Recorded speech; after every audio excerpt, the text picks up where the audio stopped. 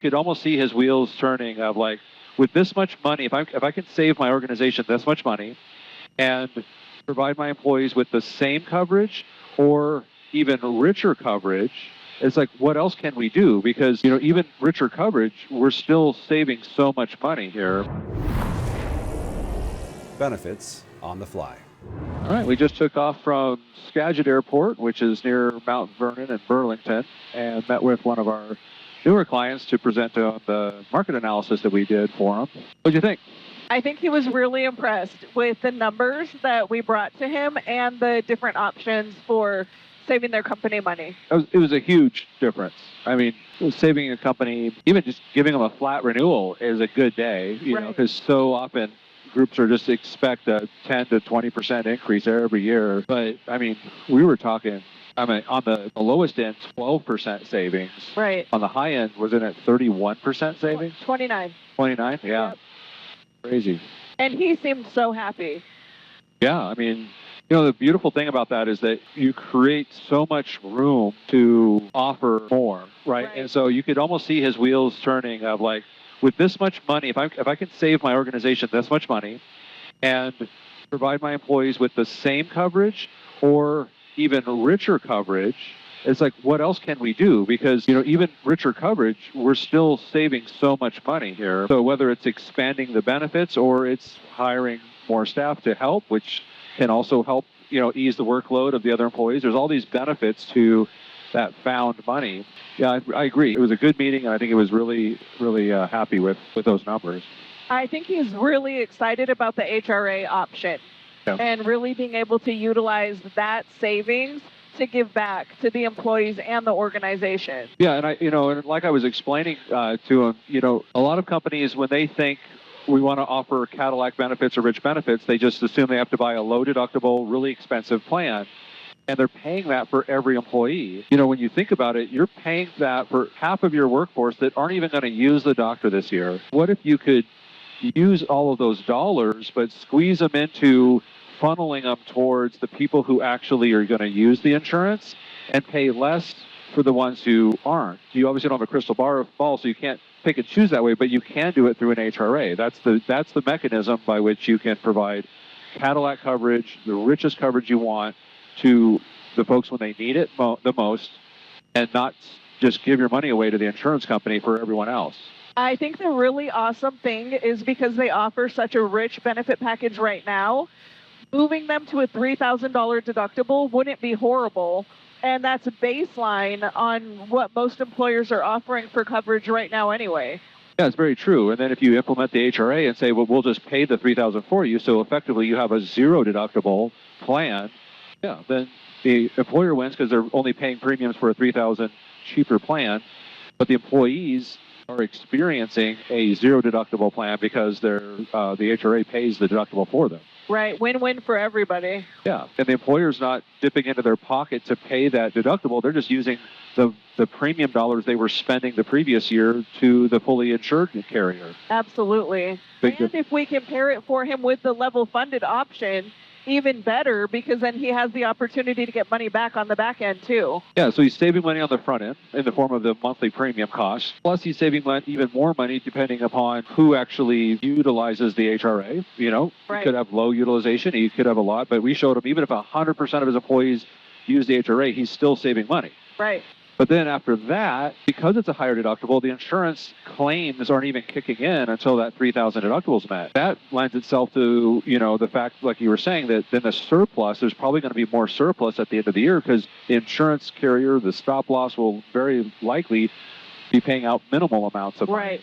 And that comes to a third option, which is stabilization of rates, like you brought up. I thought that was really important to bring up because ultimately, that's what every CFO wants, is just to not have to brace themselves every year for impact on how bad is this rate renewal going to be. Right. If they can have some kind of a sense of consistency and predictability so they know what to expect. And that's important for the employees too, if their network is going to stay the same. They don't have to panic about their doctors changing and all of this disruption. Right. Yeah, I think the norm is plan hopping. That's what most brokers do, is just bring them a spreadsheet and say, well, we can move you over here, we can move you over here, and all the disruption. But ideally, it's just, could you just find a strategic plan that provides some alternate funding where you can really get creative and you can utilize the same network and keep things the same every year? Yeah, it's just a win-win. Absolutely. Really, really good meeting. And obviously the path of least resistance is just take the 12% discount instead of the 29% discount. It's still 12%. Keep it simple, same plan design, 2 options. But I like it when business leaders or HR, whoever's in charge of making those decisions, they're willing to step out into that creative, why can't we do this, or what could we do? And I love that he asked, could we fund more into the HRA? It's like, well, of course, and they have the bandwidth to do that. Right. That's the awesome thing. He seems like he would be okay shaking things up if it was going to benefit the company and the employees. Right. Well, and like you and I were talking earlier, typically with an HRA model, there is a potential that it could go sideways on you. If everybody had big utilization, then you might end up spending more than you save.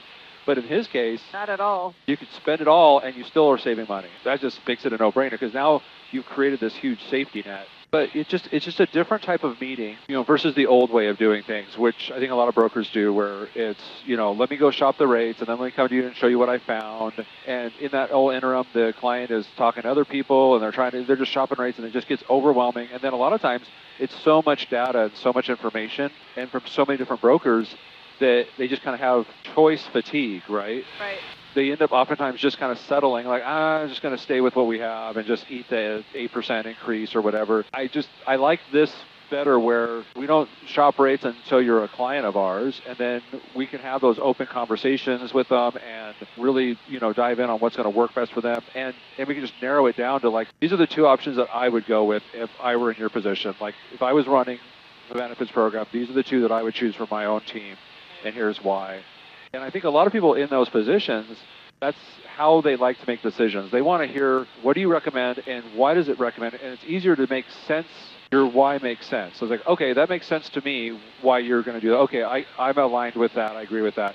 Versus, here's 5 options, pick one. And they're like, they're not an expert. Health insurance is so confusing to begin with, to like a lay person. Yeah. They are looking for you to be their advisor, to tell them, like, not only these are your 2 options, but this is why. Right. Exactly. Yeah. And I definitely think he appreciated that. Absolutely. And what a good day to fly. Yeah, it's a beautiful day to fly today. And what I love is that the summer months we get some of the best consistent weather, so we can plan these meetings and not have to cancel and reschedule or turn them into Zoom meetings. But it's also that slower time of the year for us where we can really help. We can go out and meet with our clients that have their renewals towards the fourth quarter, and now's the perfect time to do those strategy meetings prior to that. And it's great to just go and do it in person. Right. And the fact that we can fly to them is just super convenient. Well, that and moving someone from a December to a July renewal is amazing too. Yeah, absolutely. Then they don't have to deal with that whole fourth quarter hustle. Well, helps them tremendously because they're not waiting in the line to get ID cards and everything else. Exactly. Yeah. What are your thoughts on anything else that... I mean, I love the different solutions that we could offer for the money that's coming back. The grant that you talked about for the employees with the high costs, that was amazing, and he seemed really excited about that. Yeah. And then the savings account, where, the employer and employee can both fund that. Exactly. That's awesome. Yeah, I think that's a no-brainer, to help employees make smarter savings decisions, and it's out of sight, out of mind. It's right out of their paycheck. And it's a way for the employer to incentivize, but then also to give some of that, it's an expansion of their benefits package. Yeah, because how many employees can say my employer helps me save money? Exactly. It makes it super convenient, easy, out of my paycheck, and they even match $500 a year towards my savings or something. It's just extra income that goes towards my savings goals. I just love how excited he seemed about everything. Yeah, and I think in talking with him, he just has never had that kind of experience with a broker. The broker that he had is a big national brokerage firm, and I think that they're looking for enterprise level, super big groups, and so you have a small nonprofit. It sounded like what he said, that they just really haven't shopped rates or anything for him for years. It's just been the same plan, just renew it as is. Yeah, but you can tell. Because if we ran quotes and came back with 6 carriers that had much, much lower rates, their rates have probably not been shopped out in a long time. exactly. Yeah, I mean, that's just unheard of. 6 different carriers came in less than their incumbent rate carrier. Well, think about the renewal. 41% on Yeah. one plan and 11 on the other. Yeah. And how do you justify that when we have 6 other carriers that come in less than your current year rates, and your renewal rate, you're going to jack the rates on them an average of 21%, 40% on one plan and 10% on the other. Right. So I guess that'd be more like an average of 30%. But yeah, that's just nuts. What saddens me is that a lot of brokers would just say, gosh, you must have had some really bad claim this year. I mean, that's the only reason why the rates would be up so high. And, you know, maybe you can just put everybody on the HSA plan now, which only has a 10% rate increase. I could see that happening. I was like, we'll just drop off the dual option, get rid of the 500 PPO. Now everybody's on the 1700 HSA, and now it's a 10% rate increase. So that's the solution. I could totally see, you know, that being the conversation when you're dealing with a large brokerage that, you know, isn't going to do the digging, you know. Right.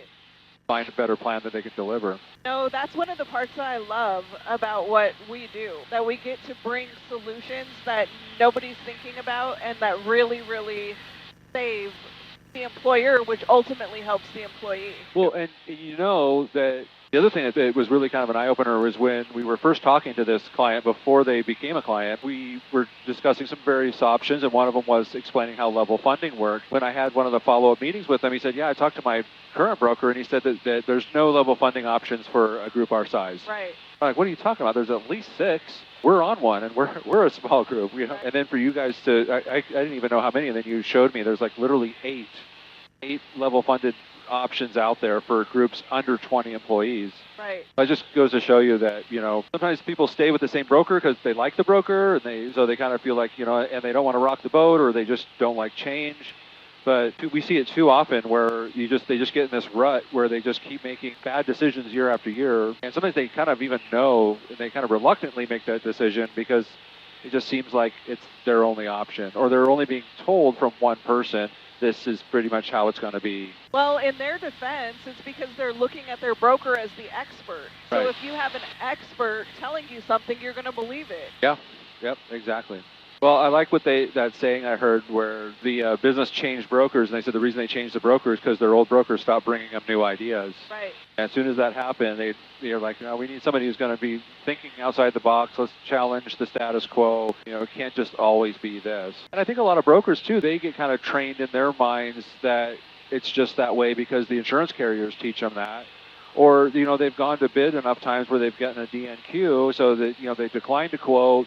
So they're like, oh, man, I got a 40% renewal. They're going to see that. They're just going to deny the quote. So they won't even bother, and they'll just tell the client, yeah, sorry, your rates are just what they are. Right.